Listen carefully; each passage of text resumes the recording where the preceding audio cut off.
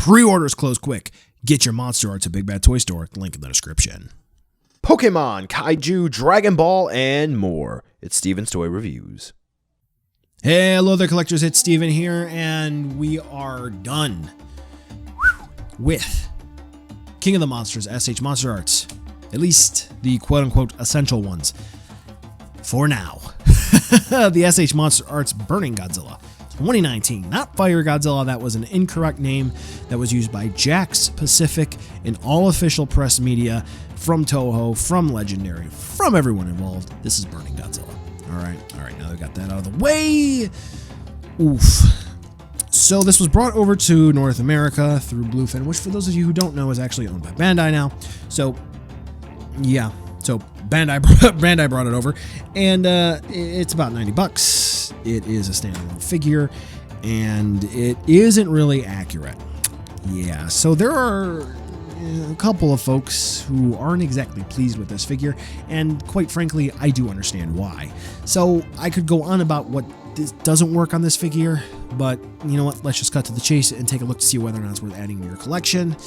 Though chances are you should probably already know what the verdict is based off of this and well, from what you've already seen of the figure. I am absolutely not going to knock Bandai here on this one for a couple of different things. First and foremost, the sculpt is phenomenal. It's amazing. Based off of the CGI model, so they used that, and then Yuji Sakai came in and he edited it. So this way it would look good as an action figure, and the engineering is good. And I will say this much. The actual paint applications on the figure are interesting, and they're pretty good. We have a mix of translucent plastic alongside nice paint, different kinds of paint. And again, the effects that they were going for here, they don't look exactly bad. They don't look bad at all. The problem is that they tried a whole bunch of different effects. And because of quality control, or maybe foresight issues, it doesn't blend in coherently.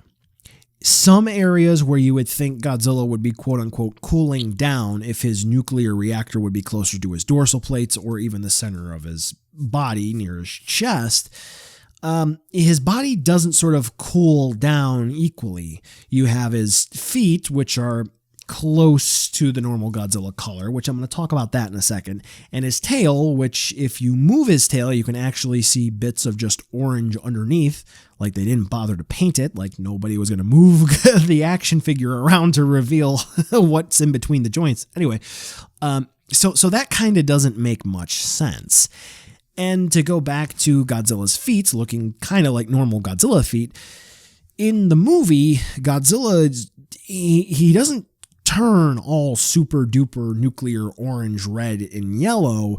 He just is kind of his normal colors, but he gets sort of cracks in his skin akin to Shin Godzilla, and he sort of just he glows orange and red and yellow.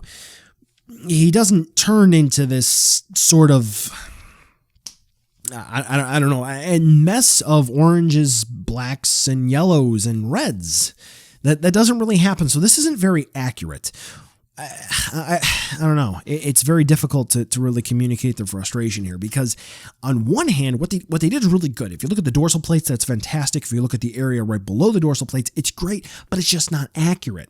And that's kind of where the problem comes down to. For the price that we're paying here, we definitely expect accuracy, but we didn't get it.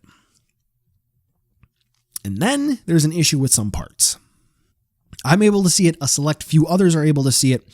My wife agrees that she's able to see it, but not necessarily in and of itself, but in comparative to other colors. It looks like in some spots the figure looks green. And not green as in like grass green, but as in like infant human blank. I'll let you fill that in. Green. That's kind of what it looks like, almost like pea soup green. So I don't quite know what's going on there, but yeah, looks wise, sculpt, it's a banger. Paint. No, it's not accurate. Sorry. Godzilla's articulation here is identical to all the other times that I've shown it off, but I'm going to show it off here anyway, just so this way you know what it looks like. The mouth is on a double ball joint, double axis or barbell style, so there's a ball joint that sits in the actual jaw, and then one that sits in the actual head here. One issue that some folks have is that his mouth can't close all the way. However, none of the 2019 Godzillas can, so it's nothing new. He has a very snake-like neck, so this way he can look directly up.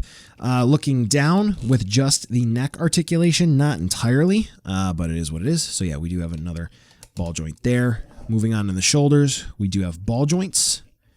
And then we have some fancy ball joint hinge combinations here, so this way we can spin. Got a bicep swivel and a forearm swivel. Very good. The wrists are going to be swivel hinge combos, so this way we can spin the wrists around.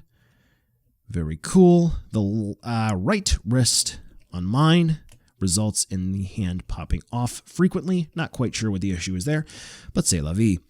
We do have this section of the torso, which plugs into this section of the torso, which is going to be our de facto ab crunch, which allows us to move Godzilla around a bit. And then we have the waist joint here, which is going to be a ball joint, and that allows us a lot more movement for Godzilla. And I will say, after heating this puppy up, burning Godzilla up, with a hot water bath, he does move a lot more. So, please do so. Ball jointed hips, per usual. Hinge knees that do plug in, so we have a little bit of ball jointed and or swivel movement.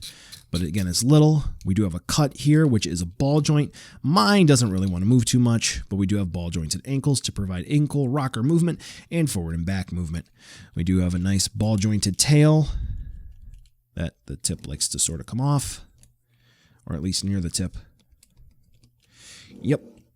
So I know that was kind of a quick rundown, but in total, 4 times on this guy. Yeah, I've shown it off enough. Godzilla here moves just fine. Now, how about those accessories, which obviously the King of the Monsters should come with? This thing comes with nothing. Zero, zip, zilch, nada. Go buy your own stuff, which, quite frankly, for the price tag, I'm going to say it is unacceptable. Now, I know that this Godzilla's pretty much only attack, aside from melee, was a humongous AoE, which, yeah, that would be difficult to reproduce. Maybe a Tamashi effect wind pack in would be the only way to do it, but I got to be honest with you here, folks. Just do an alternate jaw part and a red beam effect. I know Godzilla didn't do it in the movie, and there are going to be some folks who would be furious if they did that because it's not accurate, but come on. Come on. In total, we have 3 Godzilla 2019 that come with an accessory, and this one comes with nothing. Come on. You guys could have thrown in something. Luckily, you know I got videos to help you out there, including how to create your ultimate Godzilla 2019 display. Now let's go ahead and move right on over to a size comparison alongside the Blueberry Burst Godzilla 2019. Why? Because, well, I was doing the reviews at the same time and figured, why not go ahead and just do them together? So as you can see, nothing new here. Yep, still the same old size.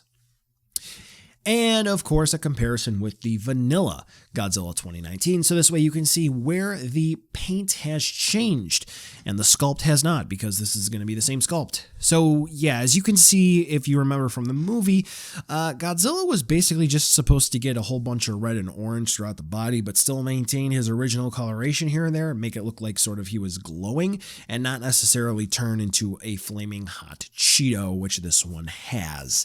So, yeah, I mean, take it or leave it. It's kind of up to you there. So, buy now, skip, or wait for a deal.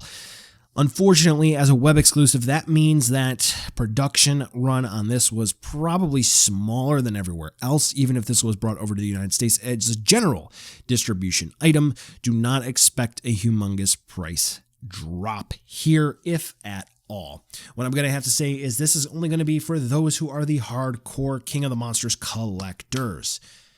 Yes, it is good. If you like the 2019 mold, then congratulations, you have a burning Godzilla from Tamashii Nations. But at the same time, they definitely could have done better. Yeah. Well, collectors, that brings us to the end of the video today, and I just wanted to take a second to thank you so much for watching. Now, you've heard a lot from me. I'd like to hear a little bit from you. Drop in the comments down below whether or not you liked it, you hated it, or maybe you were somewhere in between. I also want to take an extra second here for a nice, humongous thank you to all the patrons for SDR over the last month who have really helped the channel grow into what it can be today. So to all of you, 2 big thumbs up. Thank you very much. And now the end card should be popping up, which will give you a few clickable links, like maybe to subscribe or head on over to my Patreon, or some short URLs like to my social media or to my Teespring store. There's also a video I hand selected for you, so if you want to watch another STR video, I hand selected some good content for you to watch, so definitely check out that video. Thank you again so much for watching, and I'll catch you in the next video.